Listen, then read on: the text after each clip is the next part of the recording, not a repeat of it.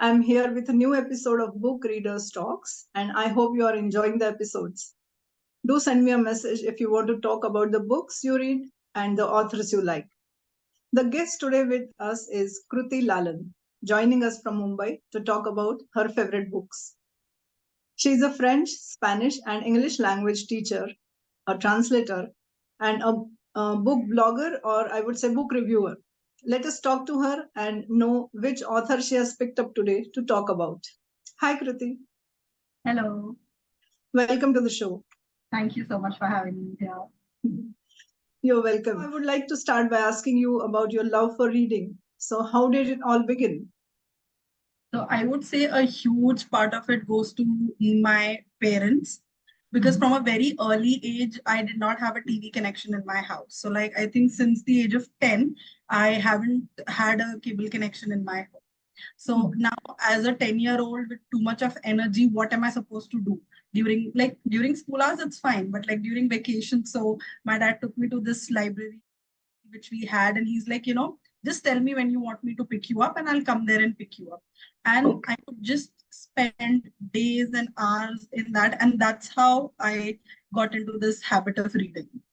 Wow. Libraries are so important, isn't it? So important. Magical word. Do you recall any specific book or a moment that sparked your interest in reading?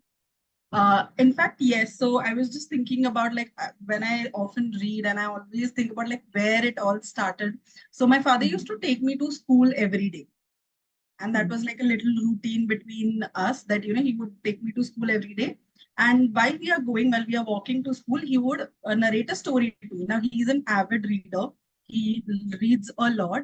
And any story that he would recall from, and his memory is also excellent. So he would remember every book that he had read since his childhood.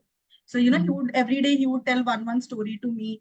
And one day he was just narrating the Sherlock Holmes story to me, and he asked me identify who the killer was. So he gave me all the main points and all the main situations, and he told me identify who you think he is. So I spent the entire school day thinking like who could it be, who it could be, and then when he came to pick me up, I said, I think it's this person. And he congratulated me to, on getting that answer right. And that was the moment I realized that, what if I get to experience this firsthand? This entire tumult, this entire, I would say in a way that constant curiosity to know, like, who did it, why did he do, how did it all fit into the place. So that is the moment where I see like, now I want to start and I want to take up reading very seriously and do this by myself. And I still loved listening to my dad's stories, but I wanted to experience it firsthand too. Oh, that's great. So, what genres of books do you enjoy the most, and So why do they appeal to you? right. So definitely mystery thriller are on the top, because of that adrenaline rush that you get, and that the kind of, the satisfaction you get when you find finally who the killer is, and you're like, oh yes, it made sense. So that is definitely on the top of my list. And second has to be mythological, because as when I was young, and I told you I went to the library the first time, my dad took me and gave me like a proper membership and everything. I read quite a lot of books there, and I vividly remember reading the children's illustrated versions of Mahabharata and Ramayana. And I was amazed by this, because the kind of storytelling which was there, and how these were human characters, these are human people, and how they were given different qualities and how they were shown that they are human. That's what really impressed me about mythology, and that's why I wanted to take up reading mythology a little more. Oh, okay, that is very interesting. Yeah. So mythology and fictional mythology is my second favorite genre of reading. Apart from mystery and thrillers, I really enjoy mythology, because that's one thing which allows me to understand my roots, understand why we do what we do. And also it's just a good way to connect to something that I cannot do otherwise. Because definitely when we talk about religion, it's something very sacred, but mythology is something away from it. Mythology is something that we can use to spread moral values, or use to give a certain amount of structure to the society that we live in. So I think that is again something which really interests me as a genre of my reading. Okay, okay. That is interesting. So, what role do books play in your life? That is entertainment or source of inspiration or relaxation, like that. Relaxation, definitely not, because I know a lot of people who read books to go to sleep. I cannot sleep the moment I take up a book. Like, till I don't finish a book, I Mhm. am just not going to leave it. Like last night, I started a book and I was like, I'll read a little and then I'll, complete it later on. I finished it last night. I just Oh, couldn't wait for it to. I mean, like, now what is going to happen? Now what is going to happen? So, definitely, I would not say relaxation, but yes, I think my life is centered around books a lot. Like, if I have to give you my hobbies, my first two, three hobbies will be around books. okay. That Yeah, I is don't great. like traveling much, or I don't like really, going to clubs or anything. For me, books play a very major part in distancing myself from the real world. World. Okay. So, Okay. which author have you chosen today to speak about? So today we are going to speak about Amish Tripathi. He's an Oh, Indian okay. author and definitely a favorite of mine.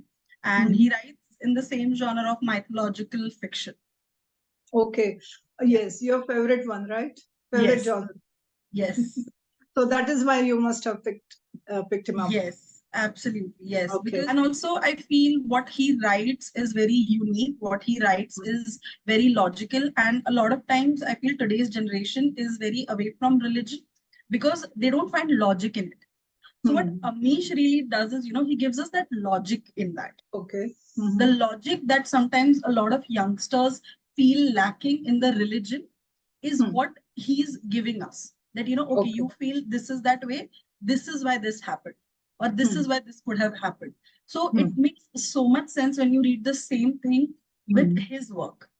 It Hmm. makes sense a lot. And then you feel like, oh, yeah, this is why a lot of different scenes of our great scriptures or texts took place. Hmm. Okay. Yes, that is a very interesting factor that drives us to reading. Absolutely, You're right. absolutely. So, can you tell us more about the books you have read of Amish Tripathi? Yes, so I have read his Meluha trilogy, which is there. So again, it's a series of Mhm. three books. And Okay. currently I have read the Ramchandra series, which is of four books. There is a Okay. talk of maybe a fifth book coming out, but I am currently reading the fourth one and I'm towards the end of it. So Oh, we'll okay. be talking about the Ramchandra series today. Sure, sure. Tell us more. So this Ramchandra series is basically a take on Ramayana, of course, as the name suggests. And Hmm. it is divided in four books. The Okay. first book is called Ram, the second is Sita, and the third is Ravan. And each of Hmm. them have a little, I would say, like a headline over them. So Ram is Shayan of Ikshavaku. Mhm. Then Sita is warrior of Mithila. And Okay. Ravan is enemy of Aryavar. Okay. Hmm. And the fourth book, which converges all these stories, is War of Lanka, which we are Oh, all. aware of. So, Yes. yeah. So, what Amish really does is in these three books, he brings out the individual personal life of these three characters. So, Okay. that is Ram, Sita, and Ravan, like what they were Mhm. before the end moment in all these books are the kidnapping of Sita. Okay. So Yes. their life story from the beginning till from their birth till that moment when Sita is kidnapped, that is what is pictured or that is what is described and narrated in the book, Mhm. in each of the respective books of the character.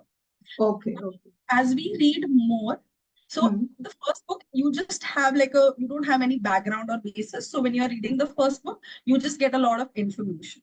What happens Hmm. is from the second book onwards, the pieces start filling in that you Hmm. read something in the first book and then suddenly that eureka moment comes that, oh, this happened because the reason for it is given in the second book. Hmm. Or as we are reading the third book, you realize, oh, this is what happened because, this is what I read in the second book. So I think that eureka moments is something that we do not often find in a mythological fiction. Hmm. And that Hmm. is what really sets this series and this author apart. Okay. What engages you when you read this author? The language, the vocabulary. Definitely. Definitely the language. I feel he writes in good. So it's not Sashi Tharoor and it's Mhm. also not Chetan Bhagat. Okay. Like, so it is somewhere where you do learn something new, but that doesn't Mhm. hamper your reading. Like, Mhm. you don't have to sit and search and also you don't just feel like, oh, I know this is nothing new. So it's somewhere in between, which really forces you to, give that little wash or give that little push to your brain that, oh yeah, Okay. this is a new word that I came across. Hmm. Okay. So that's a good learning also for us from Yes, the language perspective. from the language perspective, absolutely. Okay. So would you like to share a plot or scheme of things from the books, which you found very engaging?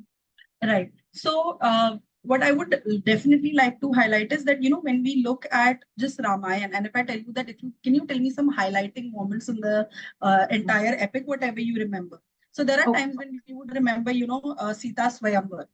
That's one thing that is a highlighting point of the particular text. Or we Right. remember the 14 year of Vanvas, Hmm. or that Ram had to go through. Or Right. we remember how Sita was kidnapped and kept in Ashok Vatika. Now, Right.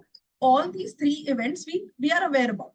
We don't Hmm. need to read the series to be aware about it. But Hmm. when we are reading it, when we read this book, we understand why Ram was banished for 14 years. Of course, Hmm. it's a fictional makeup of that, but it made sense that why he had to go for 14 years. Why Hmm. not Sita? Why not Bharat? Why not someone else? Why was Hmm. it Ram? How was he tricked into something like this? Like there is a Okay. major conspiracy as a part of the four books, and how Hmm. each of them play a part in the conspiracy, and how each of them come to the realization that they have been played. Like they are just pawns of a greater hand. And that realization of each of the character, as and when it comes up, is what really makes you want to read the next book. Like you will Oh. just not be able to stop at reading Ram. You want to read Sita, you want to read Ravan, and towards the end, you would want to know how does this all end? Does the Hmm. conspirator win, or Hmm. is it them realizing the entire conspiracy and they trying to fight the conspirator and not really within themselves? Hmm. So that is the Okay. greatest scheme of this particular series.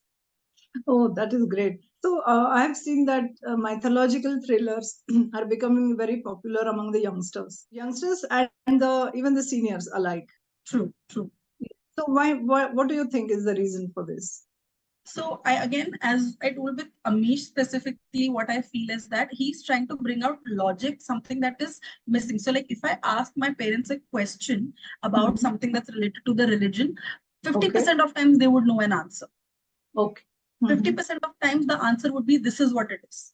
Hmm. We Okay. don't question that. So within, as a young person or as a youngster of this particular world where we are encouraged to have rational thoughts and where we are encouraged to think about things ourselves, what Amish Right. does is it gives you a logic behind this, that okay, Hmm. if XYZ logic did not suffice, I'll give you this logic. So this is why Ram went to Vanvas, or this Okay. is why Ram won that particular Swayam. This is Okay. why. And Okay. this logic is what makes sense to the youngsters, that, oh, yeah, Hmm. this makes sense. Like, yeah, this is something that can be a good reason for a Correct. consequence like this. Yes. So I think when we are investigating mythology, we are trying to put one and one together, put things together. Exactly. Exactly. That is what is intriguing, and that is what I think Amish Tripathi has been successful in doing that. Yes, absolutely. I think he's done a great job in that. Can you highlight a few lines from his writings? Yeah. So what I do is generally when I'm reading and I don't have a lot of time to note it down because I want to read Hmm. ahead. So I just click a picture of that particular quote. Sure. And then Yeah. I have a book where I note it down when I have free time so that I can Okay. revisit it sometimes. So I Okay. have taken a few quotes from there that I can Hmm. definitely share. So the Sure. first one is this is what Ram says when he's asked about what kind of a woman do you want to marry. Okay. Hmm. So he says, I guess what I'm trying to say is that I want a woman who is Hmm. better than I am, a woman who will compel me to bow my head in admiration. Hmm. Now, we all know that the epoch that we are talking about, monogamy Hmm. and polygamy were a very big thing. People Hmm. were okay with kings having multiple queens, and King Dashrath himself had Right. multiple queens. But Right. Ram is one with whom you will never see any other name attached except Sita. He Hmm. was a monogamous king who wanted to stay that way. And the Hmm. reason he chose Sita and nobody else because he found a match in her. that she's not weaker than me. I'm not supposed to protect her. She is my equal. She's somebody who will help me reign this kingdom in the same way that I want. Okay. So this particular line is what stuck with me, that this is how he chose his wife. Okay. Yeah. There's Nice. one more, which I personally think everybody will be able to relate to, which is certainly learn from the successes of great men. You can learn even more from their failures and mistakes. Okay. Oh, nice. Yes, this is in context of when King Dashrath loses a war, and how you can learn so much about the loss of a war than from someone who has won the war, because you know exactly what went wrong. Yes. So that is Fantastic. also beautiful. Really. There's a Sanskrit shlok, if I'm not mistaken, and I would just apologize if I'm pronouncing it in a wrong way, but this is for Sure. all the teachers and all the gurus who are there who impart knowledge. This is a shloka for them. So it Okay. is Swagruhe pujate murakha, Swagrame pujate prabhu, Swadeshe pujate raja, Vidvan sarvatra pujate. So a fool is worshipped in his house.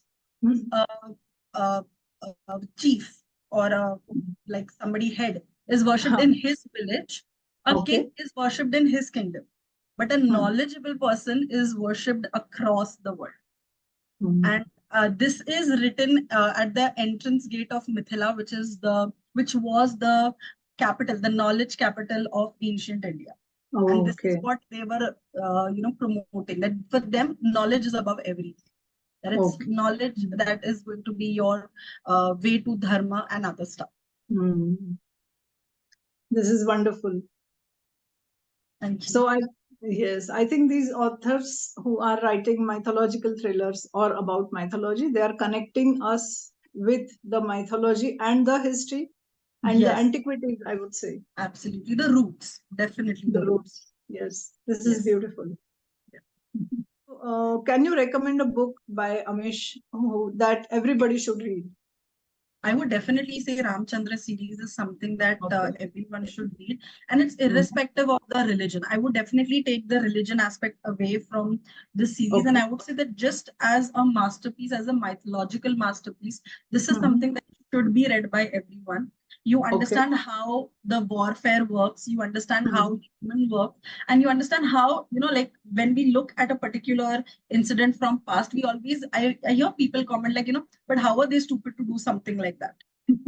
Like we hear a lot of people like, oh, it was so stupid of them to do that way. But when we read something like this, we understand that in those days, there was not just one compunction that somebody had. You also had to think your praja. You also had to think about your people who were looking up to you, your followers. Just make a decision because you were a king and it was your whim. So I think we learn when we read something like that, we learn that factors were very different back then, and we tend to respect those things a little more because we now understand it better. We get a first-hand insight into how things were back then. Oh, okay. Yeah, I think with this kind of reading, we grow, we mature. Absolutely, absolutely. Better understanding. You're right. I agree with you. In which other languages do you read books? I read in all the languages that I speak. So I read in Hindi, I read in Gujarati. I also try to read in Marathi, but it's generally English book translated into Marathi because I'm not that confident of reading a Marathi author in Marathi. But I do like to read that, and I read in French as well and Spanish as well. Oh my God, so many languages, so many books. So many books, and just one lifetime. One life. Yes. Yeah. Amazing, amazing. Do you find yourself rereading some books? Not really. Because I am, as I told you, I just have just like one lifetime and there are so many books to read. So I feel instead of going back to it, I might just take up another book and read that. So I don't generally go back to rereading, but I do go back to rereading the quotes from a particular book that I have liked, or the quotes that I have written down while I was reading that book. So yes, that I definitely go back to, but not a book. Not, yes. Thank you so much, Kruti, for joining. It was wonderful. And see you again on the show with more authors and more books. that you will be talking about. Thank you so much. Bye bye and have a good day.